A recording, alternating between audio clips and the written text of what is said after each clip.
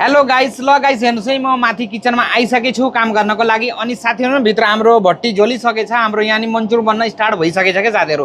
अनि साथीहरु मैले यहाँ बसेर न प्याज पिन छिल्दैछु के। ल हेर्नुहोस् त यत्रो प्याज छिलिसकेको हो। अहिले यहाँ प्याज छिल्न छ। अन्य साथीहरु आज म मन्डीतिर गएको थिएँ के। मन्डीतिर आज गथ्यौं साथीहरु, बाउछोरा भएर गथ्यौं के अच्छा नास्ता पनि आऊ।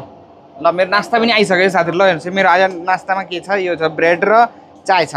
अनि तपाईलाई बताउँदै के साथी, म आज बाउछोरा भएर मन्डी गएको थिएँ सानो छोरो भएर। तिनको साथीहरु हिजो हैन 12वीं क्लासको पेपर आएर रिजल्ट आएको थियो के, त्यही भएर आज छुट्टी गर्दै थियो। अनि गएर आथ्यौं बाउछोरा भएर गथ्यौं आज सब्जी मन्डी गथ्यौं। गएर मैले 3-4 आइटम लिएर आथेँ। अनि सब्जी पनि लिएर आथेँ घर खानलाई।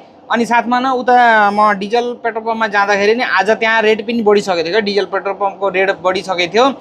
अनि तपाईको 2.5-3 रुपैयाँ जति यानी पेट्रोलमा नि डिजलमा नि 2.5-3 रुपैयाँ जतिको यानी त्यति बढेको थियो के, बढेको थियो। अनि साथमा आउँदाखेरि फेरि लौ छोराले भन्यो अब ब्रेड खाने भनेर ब्रेड पनि लिएर आएँ।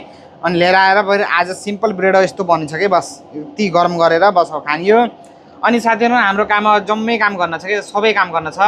अब काम गर्छन् दुई भाइ मिलेर फटाफट। ल त साथीहरु है।